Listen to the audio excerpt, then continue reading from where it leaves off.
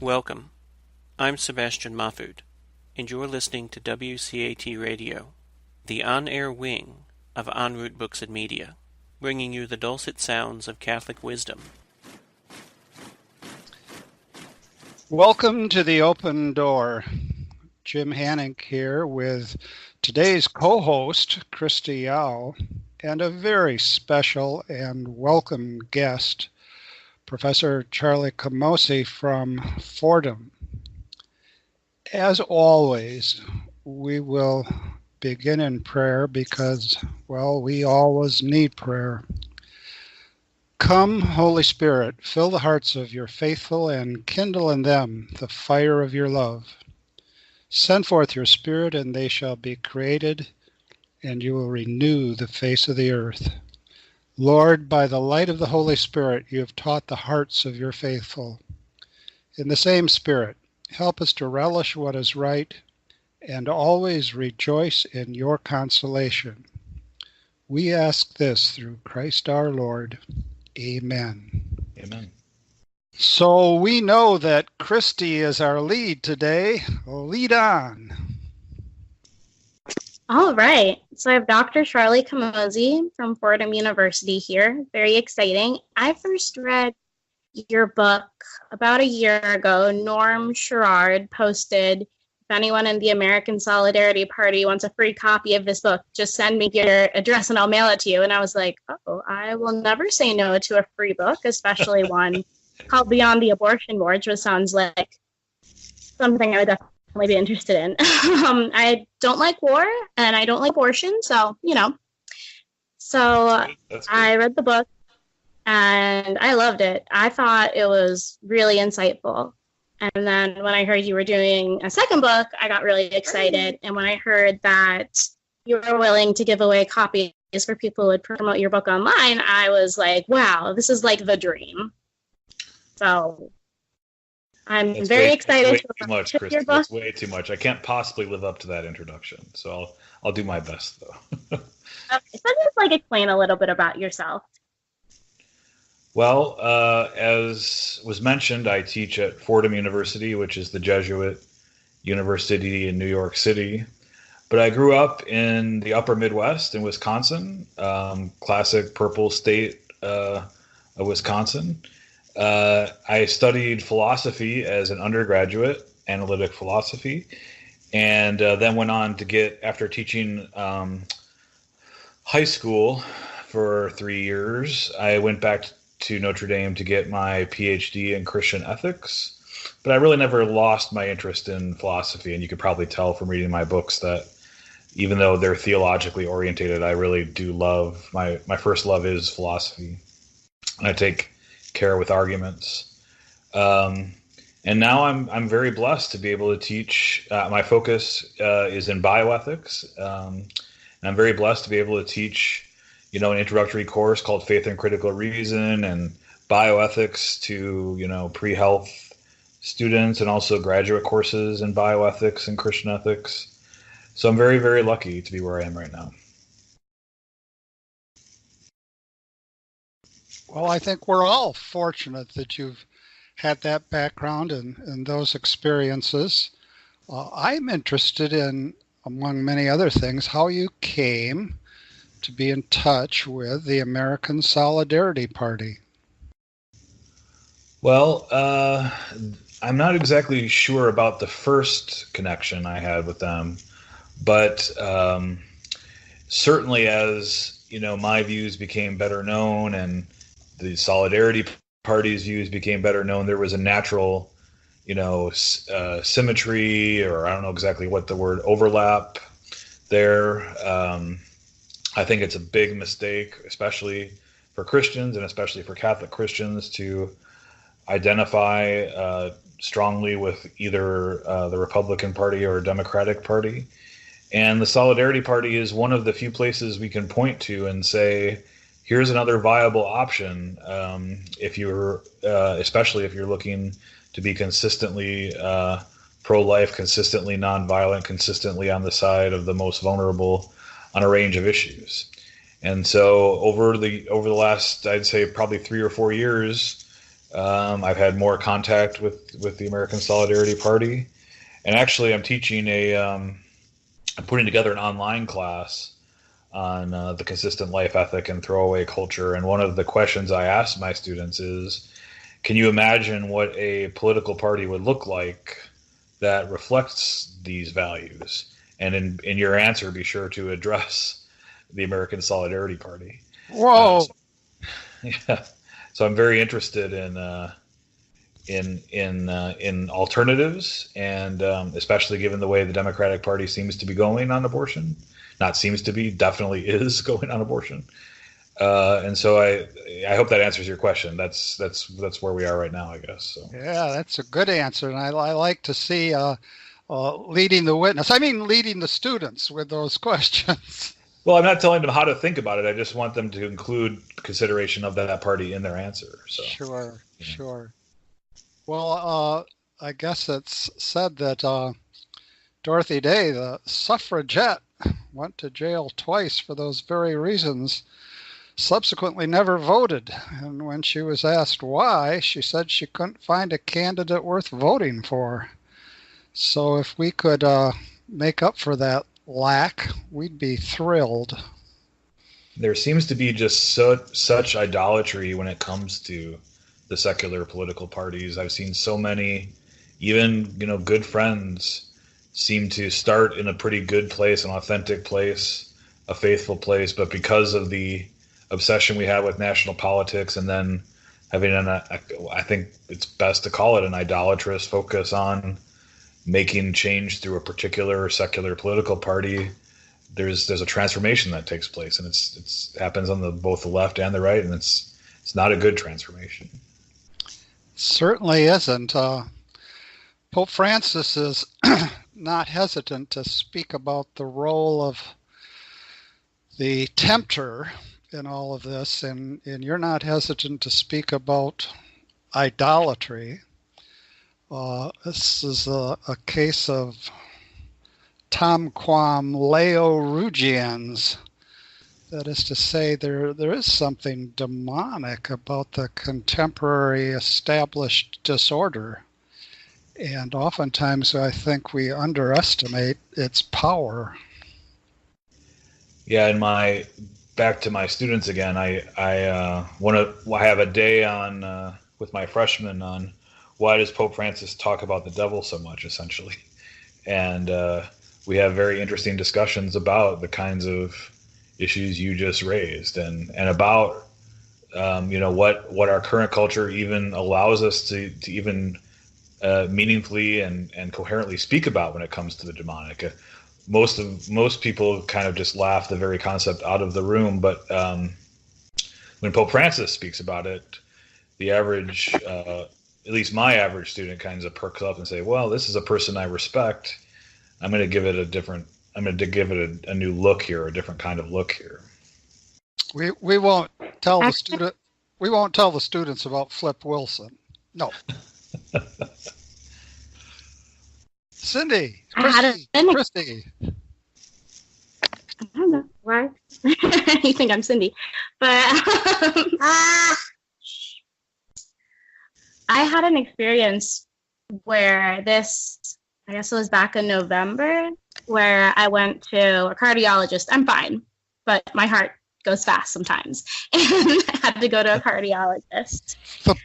And yeah, in the same building as a spa abortion clinic, which it kind of made the news. It opened up in DC a few years ago in a really ritzy part, Chevy Chase, a really ritzy part of DC, or Friendship Heights area, if anyone's familiar. But it's supposed to be a spa abortion clinic. You get a plushy robe, you get a cup of tea, and you get the pill, the abortion pill, to start the whole process, which is kind of, I think it's disturbing. I think it's really disturbing how we're promoting abortion as kind of this boutique kind of was so chic to like get an abortion.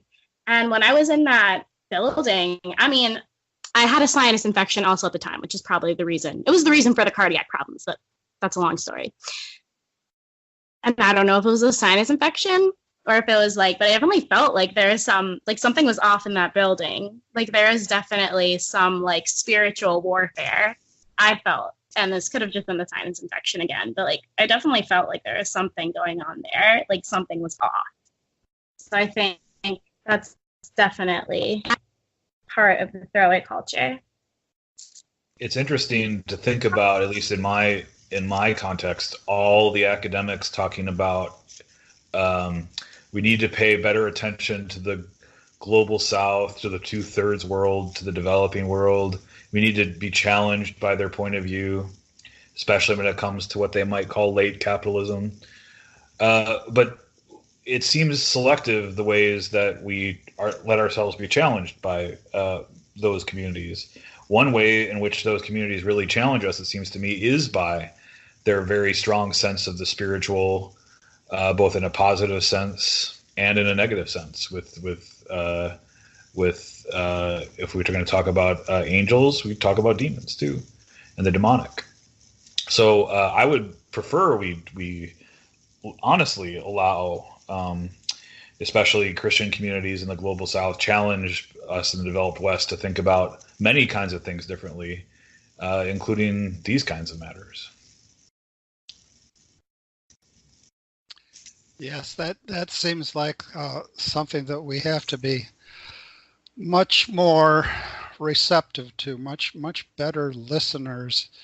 And I think that sometimes that can be the most important lesson that we learn from, say, vigiling at an abortion mill or standing outside some sort of military foundation. You realize how powerless you can be and how immense a reality, although it's a negative reality that you're dealing with. Christy, you've done a lot of demonstrations. In a way, you've just told us something about what you learned on one occasion. I wish you'd continue. Okay, well, I wasn't actually demonstrating then. I had a sinus infection and cardiac problems, so it wasn't the day for that. But I definitely have stood when I'm outside like a 40 Days for Life or outside the Planned Parenthood or something like that. I feel like God is with me in a way, because I feel like God is present when there's so much evil, if that makes sense. And like I'm not a theologian or anything, but I definitely feel like there's some kind of, with all the evil, I feel like a weird sense of hope when I'm there. And in my new book, Resisting Throwaway Culture, I try to show the relationship of violence to throwaway culture and the impact violence has on people. And in multiple contexts, we can talk about how violence, I didn't talk about it this way in the book, but I wonder if violence is maybe an entree for demonic powers to really work, whether we're talking about an abortion clinic, or another image that came to mind as we were talking was the horrible images of Abu Ghraib and the terrible things that our soldiers did there, as in some ways a result of the kind of violence they were exposed to and participated in. In my book, I also talk about the violence that workers in factory farms experience, those who administer the death penalty, even drone operators who are sometimes thousands of miles away from their targets experience really, really damaging, spiritually damaging repercussions from their participation in this violence. And that seems one way to talk about that, and a helpful way to talk about it might be that kind of violence opens the door to demonic in a way that that again we need to probably listen to our Christian brothers and sisters in the global South for more insight about. Say, Charles, did you hear Christy say she's no theologian, but, and then she went on to say some very theological things. And doubtless you've had this experience. People say things like, I'm not a scholar, but, or I'm not a philosopher, but. And I just wonder if when we hear that, we should talk about the role of connaturality and how an academic without connaturality is much less able to address the central issues than a non-academic with connaturality.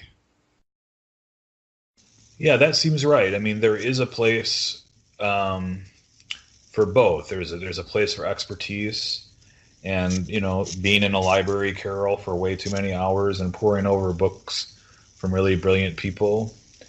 But there is also a place for, I think, the kinds of experiences that Christy and others have that lends itself a kind of authority as well. And I think when we miss one kind of authority, or when we emphasize one kind of authority to the exclusion of the other, we really miss something important. The authority of experience now, at least again in my world, is just so powerful that even in the academic world, it kind of trumps what we used to think of, or what we don't think of as much anyway, of as typical academic work. So I would like to hold those two things in balance, tension with each other. We need on-the-ground experiences, it seems to me. That's one reason why our doctoral students in theological ethics have a praxis component now to their doctoral work. We want them to be working and exchanging and experiencing with regard to the matters they are studying about. But yeah, I'd like to hold those two kind of authorities in some balanced tension with each other and not lose one for the other. So what do you say, Christy? We don't want to hear any apologies from you. All right. Good plan. So how did you get started? What was your idea to start writing books? I know you said you started with your dissertation, but then after that, you're a professor. I assume your life is busy. Why did you decide you need to kind of start writing? I mean, I'm happy you did, but. Yeah. Well, it's for me, it's a good question, because I never imagined this life for me. In fact, I thought very long and hard during my doctoral work, do I want to go back and teach high school? I still really miss the high school community experience, actually. And some of my happiest years were teaching those 3 years at a Catholic high school just outside of Milwaukee. But I wrote my dissertation, and it went fairly easily. I really enjoyed the research. It was on neonatal ICU, moral decision-making, and I rounded with several physicians in the United States and a few in Europe, and wrote a book-sized, book-length project, and really enjoyed it. And that dissertation became my first book, and I was kind of off to the races because I really found it life-giving and something that I like to get up and do every day. But it had to be, some of my colleagues get a lot of life from writing on matters that are very old and ancient, and God bless them for performing that really important role. My calling is something else. I really needed to be connected to a particular set of issues that are live in the culture at the moment. And so most of my books have focused on those kinds of issues. I wrote a book on how we ought to treat non-human animals in light of a consistent life ethic. And I wrote a book, as you mentioned, Beyond the Abortion Wars, trying to carefully parse, but in an accessible way, the complexity of the abortion debates, especially when it comes to policy and refusing to choose between prenatal children and their mothers in our desire to protect and support the most vulnerable among us, the least among us. And then I had my most recent book, which I mentioned earlier.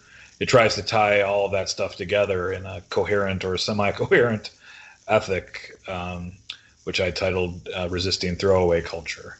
I think throwaway culture, which is Pope Francis's phrase, is a really helpful kind of tool to imagine what unites these issues together. Some people are befuddled by the consistent life ethic and find it very difficult to see what's in common with, say, mass incarceration and euthanasia and the death penalty and abortion, and factory farming. But I really think throwaway culture does a really nice job of creating a kind of cultural imagination for thinking about how these issues are all related to each other. They certainly are. And thinking of your dissertation project and still a bit on connaturality, I have a sister-in-law who I'd love to have meet you and you meet her.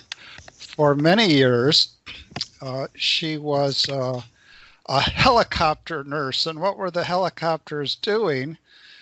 Taking desperately ill preemies to larger centers where they could be helped. And I can't think of, well, maybe apart from driving a semi on the 405, a more nerve-wracking job than transporting desperately ill preemies on a helicopter and being the nurse on charge. Oh, hard stuff. Really hard stuff. That was one thing I got from I got several things, but the major thing I took away from my again kind of embodied experience with these healthcare providers is just how, number one, how stressed all of them are, but and the job you just described is got to be the most stressful of them all. In an already stressful area of medicine, but just how dedicated they all are and how impressed I was with almost all of them when it came to their we imagine the prenatal child as being perhaps the paradigmatic example of the least among us, a vulnerable population.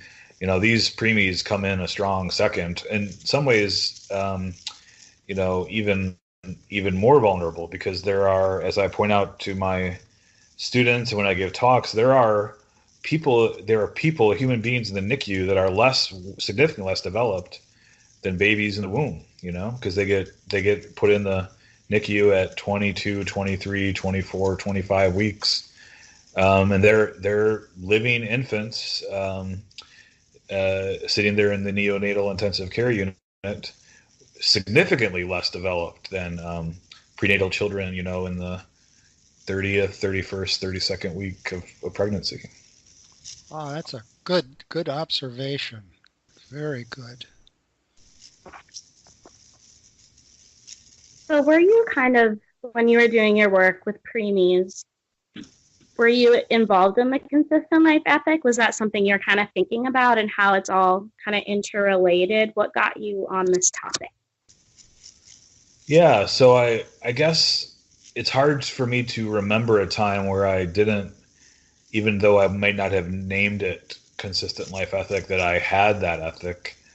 I think growing up Catholic, especially in the upper Midwest, where there's lots of people with lots of views on left and right, everybody around you, especially in my own family. The reason I always knew I was against abortion, but the reason I was against abortion came from principles that had really strong import for other issues. And so it never occurred to me that I would be, there was something different about, why I was against euthanasia or the death penalty or torture or these other things. They all flowed from the same ethic, the same, moral or cultural imagination in which I was raised and which I studied and which I was formed, especially as, again, a Catholic.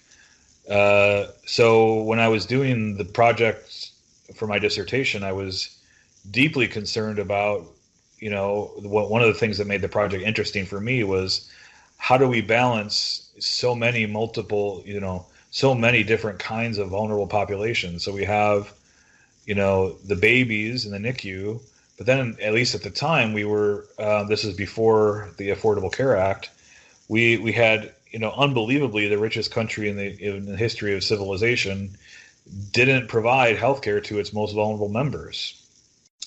And so I was wrestling in that dissertation with, well, how do we craft a healthcare system which honors the full dignity of these babies, but do it in a way that's responsible to the broader healthcare system and broader, need of vulnerable people throughout the system. And for instance, that a lot of NICUs are being built at the time that I was doing my research because they're very profitable for hospitals and healthcare systems. That's why they're being built. Well, those kind of resources take away resources from other places. So, and that's still a major issue, though the Affordable Care Act has lessened some of the drama. In my opinion, it has anyway.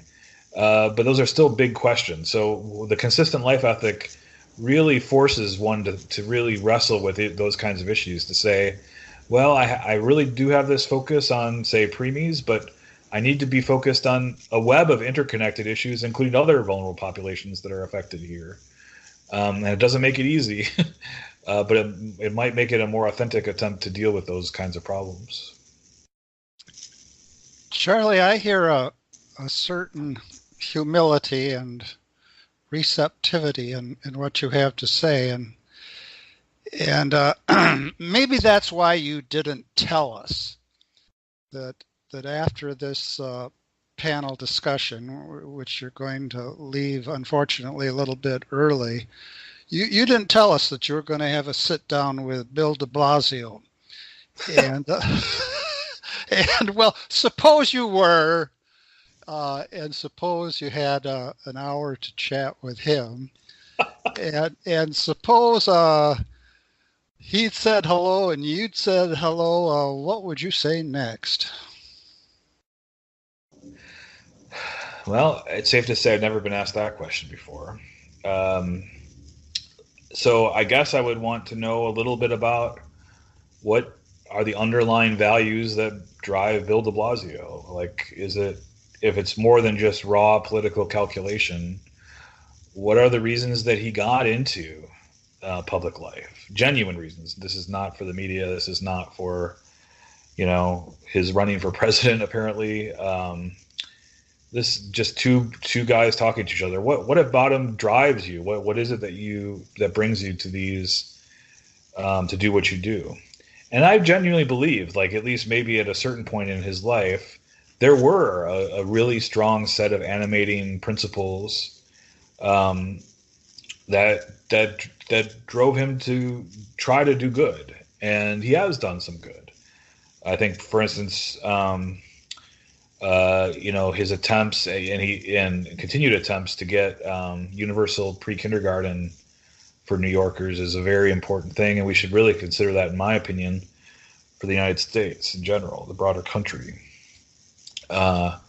But then I would ask him. I'd say, well, these principles that you have, they don't seem to be applied consistently across a range of issues. So when it comes to education, when it comes to racial justice, when it comes to climate and ecological protection, you seem to be heading in some good directions and honoring these principles. But when it comes to lots of other matters, you don't seem to be honoring them. And I'd just like to explore that with him and say, well, what is it about? Why? And this is a frustration I have with both left and right. Why is it on a certain set of issues, including life issues, maybe especially life issues, one's political orientation tends to shift? So if one is on the left, one tends to become a libertarian on abortion, say no one should come between a woman and their doctor, or on euthanasia becomes a libertarian again. Who's to say, what anybody should decide about what to do at the end of their lives? It's their decision. Gone are the structural and cultural analyses of, well, what kind of impact does such a set of legalized activities have on the culture? What does this mean for disabled people? What does it mean for the most vulnerable? What does it mean for how violence is used to solve problems? On so many other kinds of matters, the left is pretty good on trying to use, take a step back from just raw libertarianism and think about those things. But on life issues, not. And on the right, we tend to have a lot of people who embrace libertarianism with regard to education and healthcare and a number of other matters. But on abortion, they suddenly become very, very much social justice oriented and saying, no, we need a big, they wouldn't say it this way, but we need a big intrusive government to insert themselves into the private lives of people to protect the most vulnerable among us from violence. And so I guess I would push him along with people on the right to say, you claim to have these values, let's apply them consistently. One of my favorite philosophy professors at Notre Dame said arguments are like buses. They're not like taxis. You have to follow them wherever they go. You don't get to tell your own principles where they end up. And if you don't like where you end up, it's time to get some different principles. And that's what I would encourage people on both the left and the right to do a better job of doing, following their principles wherever they lead them. I really liked what you mentioned about euthanasia and disabilities, especially in the book. That was the part that kind of touched me the most. I really hadn't thought about that much, but it makes so much sense how euthanasia is extremely kind of ableism. And it's extremely to say, because I've heard people who are like social justice warriors, like really into, protecting minorities of all types, which is great. But then they'll say, oh, but if I ever couldn't walk, just kill me. Just let me go in the ocean. I've heard that so many times from so many people who try to be so compassionate and try to be so good to others. And I'm do you even understand? Do you listen to yourself? And that really, I had an experience in a shopping center just on Wednesday when I was taking my 91-year-old grandma, who can't really walk too well anymore, to Target. And I was riding a riding cart back to the store. She had gone in the car. And this person said really loudly so I could hear them, oh, would you ever ride one of those things? I think I'd rather die. And I was like, oh, number one, I can't actually walk. It's for my grandmother. But number two, wow. Okay. Wow. So that definitely really struck home for me. And I really love the way you said that. Yeah, thank you. That helps explain, I think, why disability groups tend to be the most persuasive when it comes to hearings about physician-assisted suicide bills. You can only hear so many pastors and priests get up there and say why they're against it. But if you get somebody that literally wheels themselves up in a wheelchair to the podium and says, if you legalize this, you're putting people like me at risk. You're essentially giving a list of reasons why people might kill themselves, and you think that my disability might be one of those good reasons. And what does that say about the worth of my life? What does that say about the worth of disabled people's life more generally? And again, you mentioned people who are attuned to social justice being some of the most inconsistent in applying their values on this. In other parts of their work, they know quite clearly what stigma is and how certain kinds of laws create stigma with regard to disability, and how we ought to be trying to resist ableism and undo ableism and create a culture where people don't feel as if their lives might be the kind of lives that one might want to end because our culture has said that might be the case. Instead, we should be trying to create a culture where people feel actually some special welcome because of their disability. Quite the opposite. But instead, our responses, as you mentioned, our response is, hey, I can understand why you might want to kill yourself. Let's make it easier for you to do that. That's the opposite of a social justice oriented approach, and much more in line with, again, a libertarian approach, highlighting yet another radical inconsistency in how people apply their principles.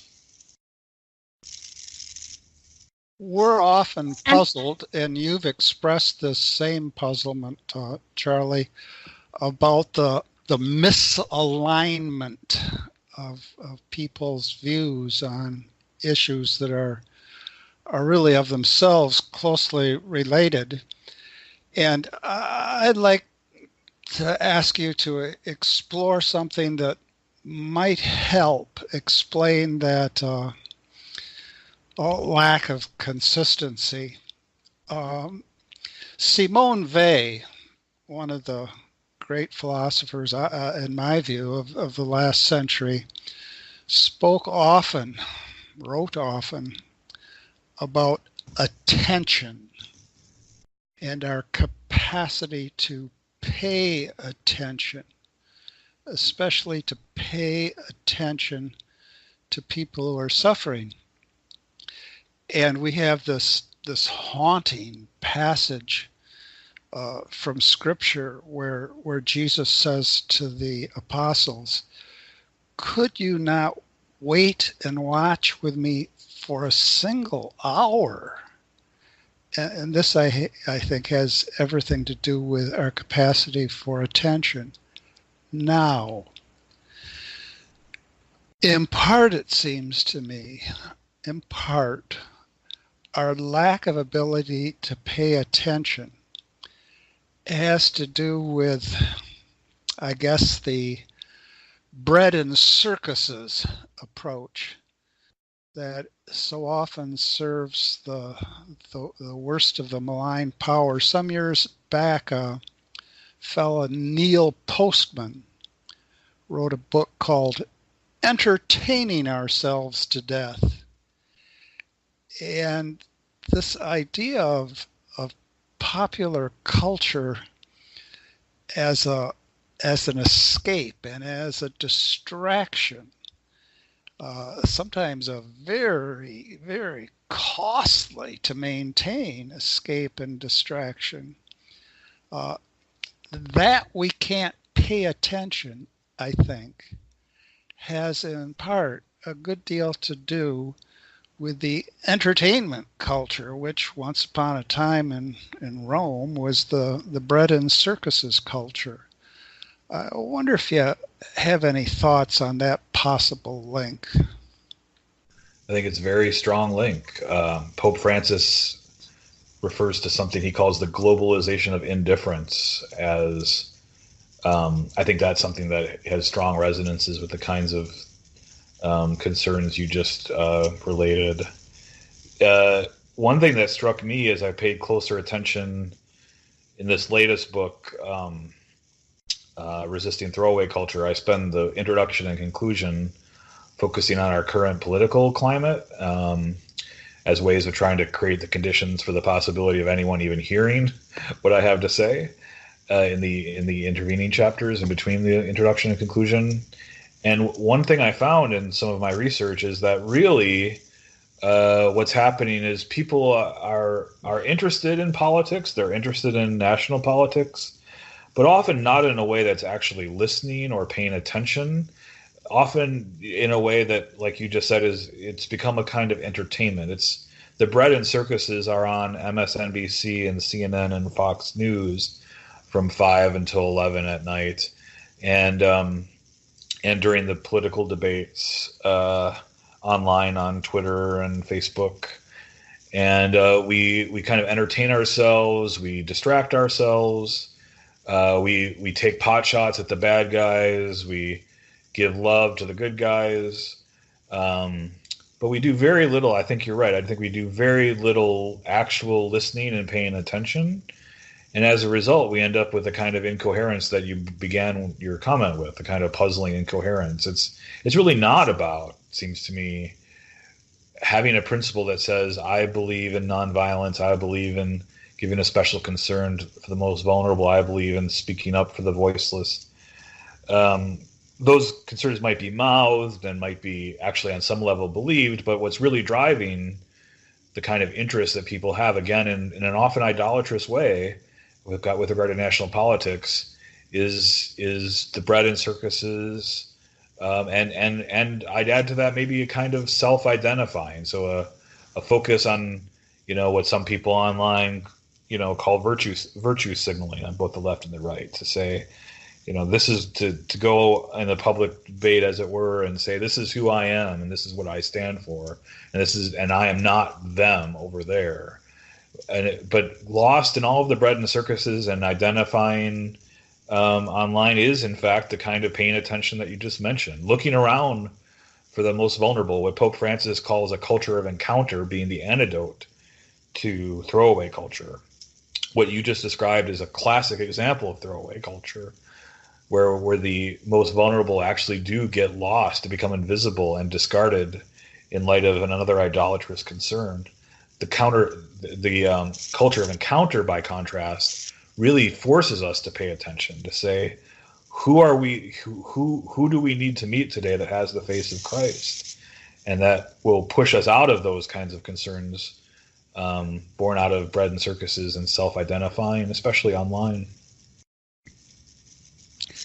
Yes, earlier on we spoke a bit about the demonic, and I'm certainly in favor of recognizing it, but I'm also leery of discussing the demonic in order to distract us from the everyday sorts of indifferences of which we ourselves are guilty. But this almost takes us back. What I want to say next almost takes us back to the demonic. Very recently, we suffered the loss of Jean Vanier. Yeah. And one of the things he did early on as a young man was philosophy. And his doctoral dissertation was on Aristotle, and he faulted Aristotle for too much of an intellectualism. And he faulted him rightly or wrongly, but it was interesting. That was his focus, as I understand it. And so then throughout his life, he made sure he was personally in touch with people who were gravely disabled intellectually. And yet, if I have read things rightly, not so very long ago, he spoke in support of assisted suicide. And this, if it's the case, shows how all of us, simple, wise, experienced, not experienced, can go terribly wrong, and how we need God's saving grace to prevent that. And I want to give just one historical analogy. I've been speaking about bread and games. Very often in the Colosseum, over a period of a few months, as many as 100,000 animals would be slaughtered simply for entertainment.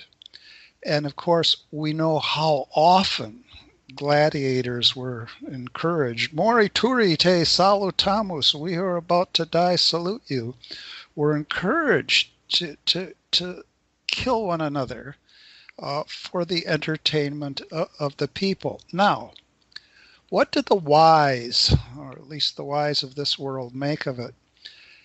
As far as I know, there's only one philosopher who challenged the games, and that was Seneca. And Seneca himself was a slave whose death was brought about by Nero's mother. How would you like to be? You're a teacher, Charlie. How would you like to be a special tutor to Nero?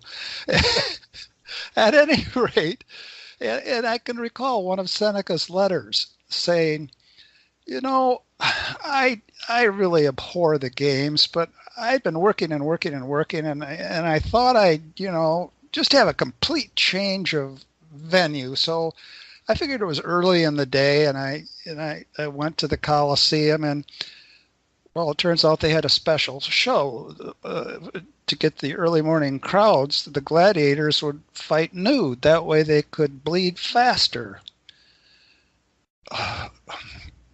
It's staggering it's staggering how limited the whys can be, as well as everyday people like ourselves, and that's why I guess that's why the cross isn't an afterthought. It's absolutely something crucial for us to come to our senses. And I think the cross, especially as mediated through the church, this is why, hearkening back to my point before about how we need both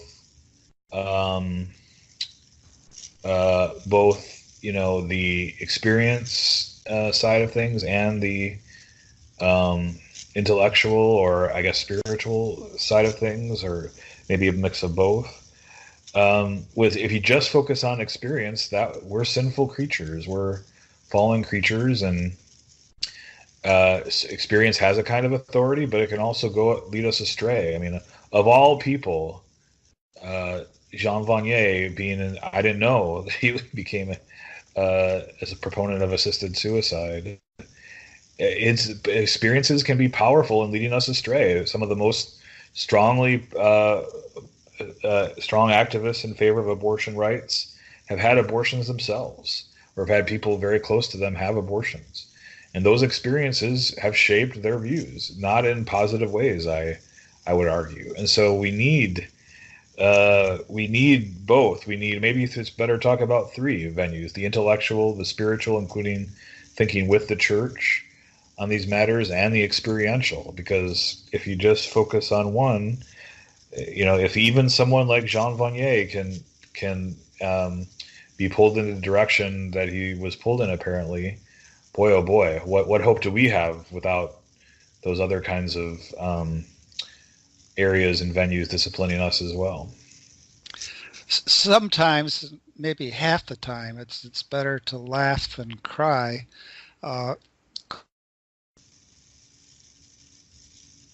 Fritz Eichenberg, who did so many wonderful woodcuts for the Catholic Worker, did a woodcut of the Last Supper, and you can see Judas sneaking out the door.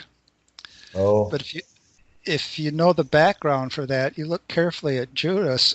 Who is it? Michael Harrington. Oh. And what's the story? Michael Harrington decided to go 100% political, 100% secular, 100% socialist, but absent the faith. And so you have him not very forgivingly being the Judas sneaking out the back door. And one last thing here, and then Christy's got to get back in because she has so much to say. One last thing. On you meeting with de Blasio, somebody who read Michael Harrington and was influenced by Michael Harrington was John Kennedy, as in JFK. And JFK, on more than one occasion, invited Dorothy Day to dine out. And I don't think there's any record of what was said, but the dining out, she insisted, would take the form of a lunch in Chinatown, which was a favorite way for Catholic workers who didn't have much money at all to get a hot and a lot with regard to food. So there are all these funny connections.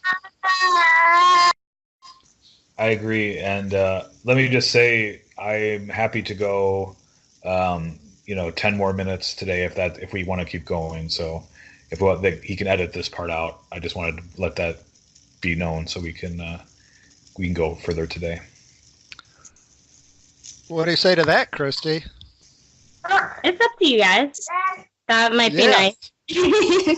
I'm realizing we're just getting started here, and time's almost done. So, well, yes, we say yes, and it's usually at this point of the show, isn't this right, Christy? That we say you got to come back next week. You got to come back next week. Yeah. Someone jumping back to a topic we were talking about before: assisted suicide and disability rights. Just today in America Magazine, I saw an article. I haven't fully read it yet, but I saw an article that Father Matthew Schneider, who I know from the area, and has written about, sorry, I have an unhappy baby with me, about how the pro-life movement and the disability rights movement should really, there should be more kind of overlap between those things. And often we find, well, the sentiment may be there. What I find personally, the sentiment of disability rights may be there. The, I guess, funding and the regulations, which is kind of a separate argument, but something we would push for in the American Solidarity Party, is often not there with the pro-life movement. So, yeah, that's the other spectrum of life, but the same kind of issue. What I wanted to ask you in these last couple of minutes was,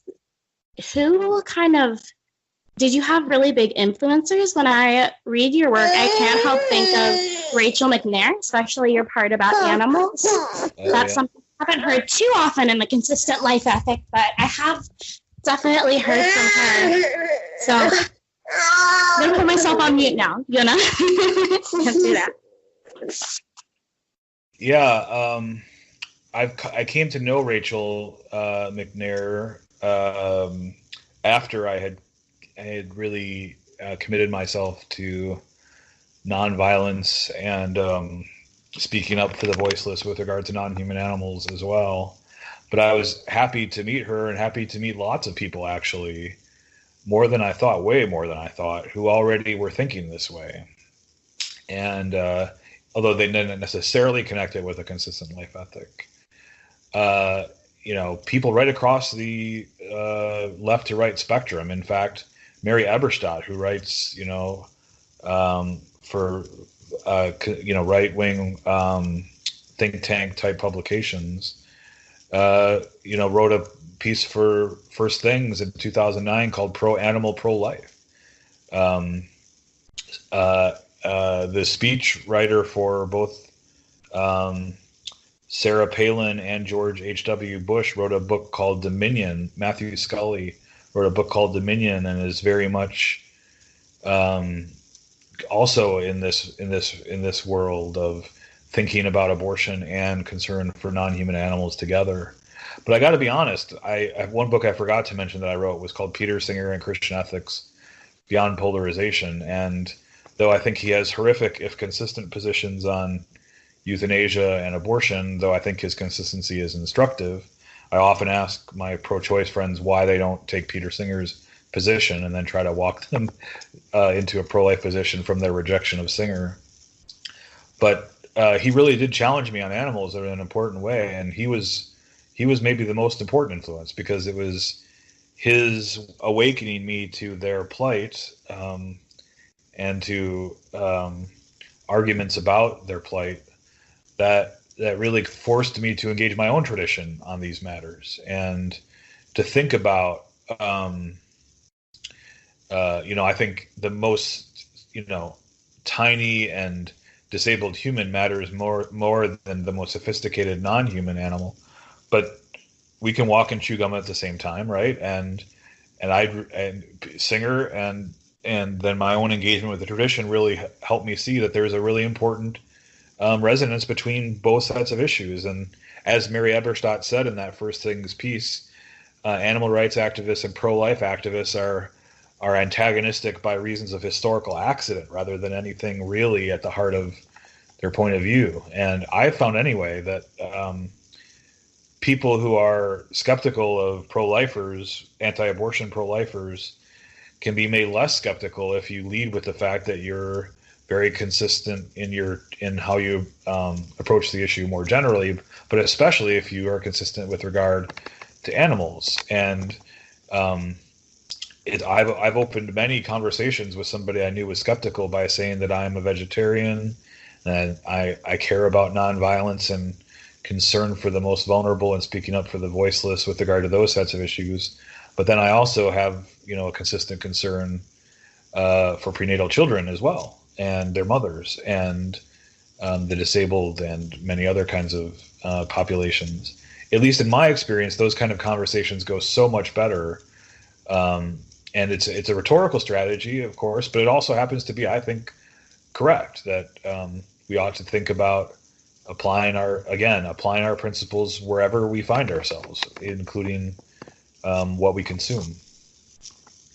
I think that's so true. I've watched like animal rights videos and I've watched pro-life videos, and it's interesting to see how they kind of talk about similar things. It's kind of the same talking points, just one applied to the child in the womb and one applied to the animal on the farm.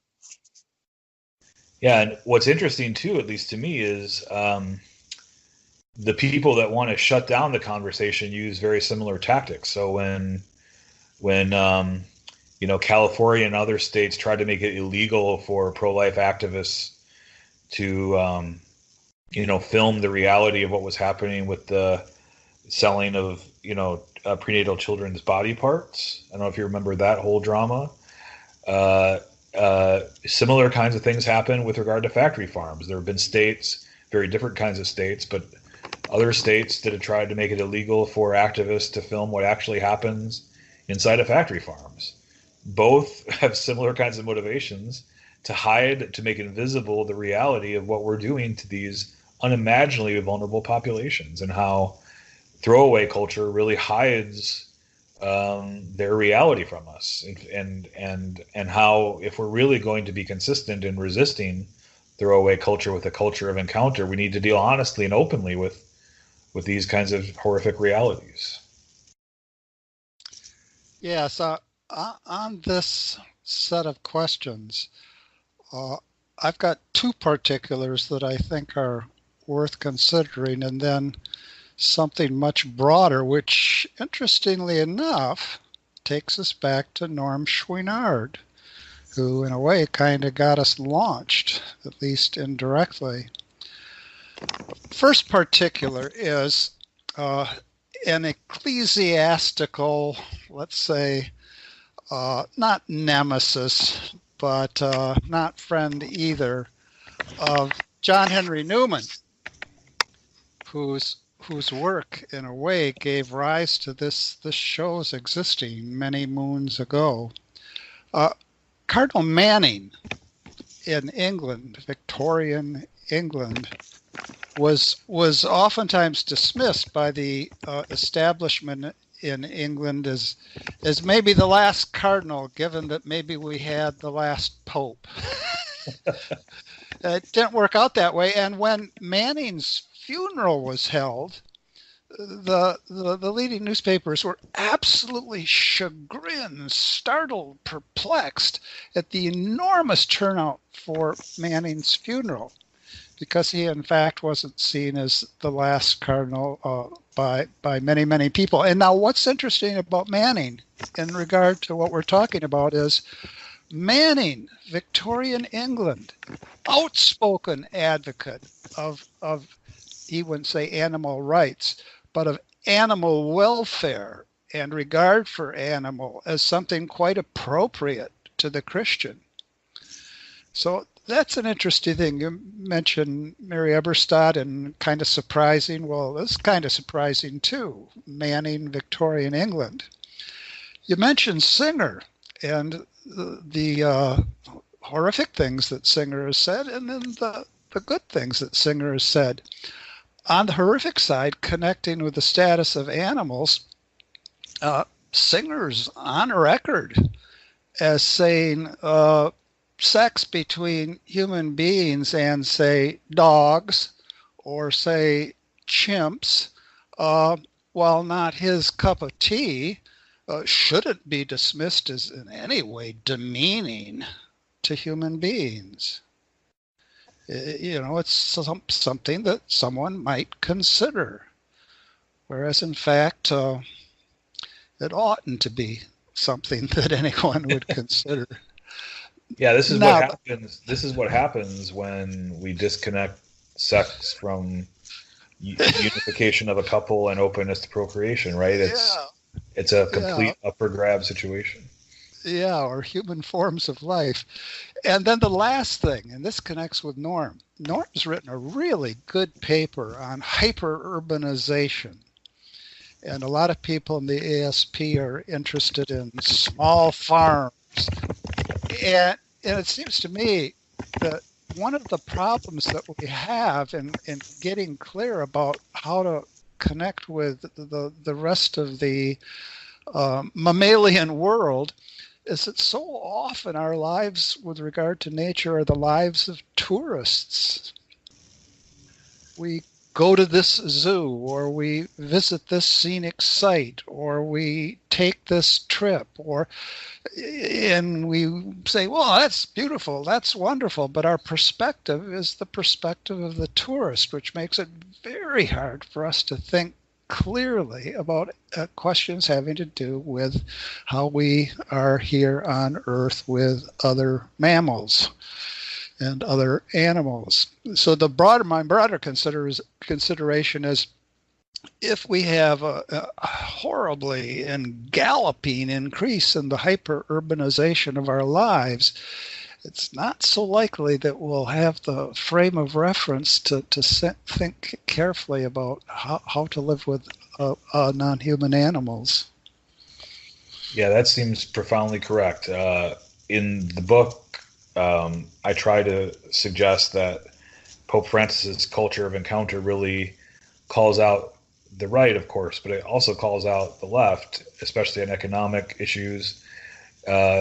Many very privileged people on the left vote for all the right causes, but when it comes right down to it, are also kind of have a spectator or tourist approach to vulnerable communities.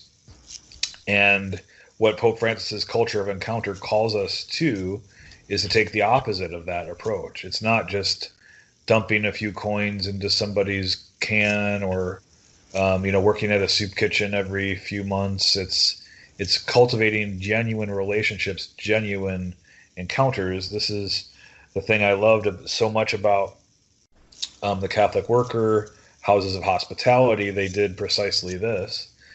And it seems to be a very important lesson for the matter that you just put forward, which is, are we just, doing a kind of drive-by approach to God's creation? Have we created structures which totally alienate us, except for the kinds of,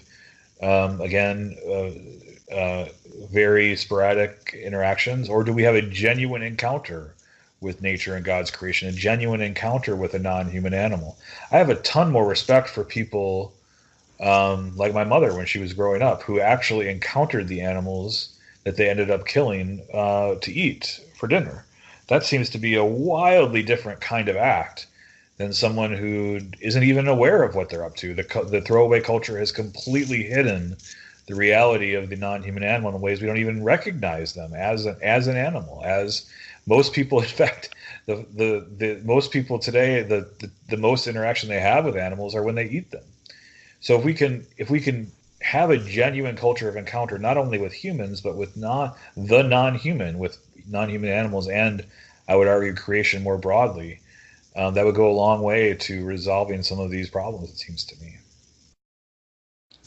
Christy, I'm going to ask you, because you've found Charlie for this show to keep knocking on his door, and we have 2 minutes left, and I'd like to, and we ordinarily do this, close now with a prayer, and often as not, the prayer comes from the day's liturgy. And here's a reading from Paul to the Romans. Brothers and sisters, let love be sincere. Hate what is evil, hold on to what is good, love one another with mutual affection. Anticipate one another in showing honor. Do not grow slack in zeal, be fervent in spirit, serve the Lord. Rejoice in hope, endure in affliction, persevere in prayer. Contribute to the needs of the holy ones, exercise hospitality. Bless those who persecute you, bless and do not curse them.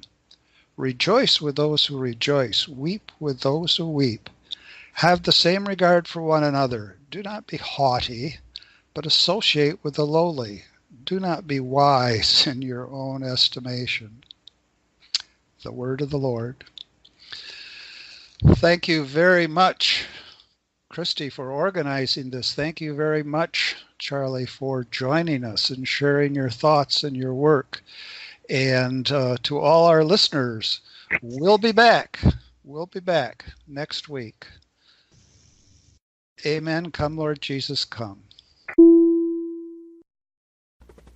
We hope you enjoyed the program and will join us back for another show on WCAT Radio. This is Sebastian Mahfood. Good day.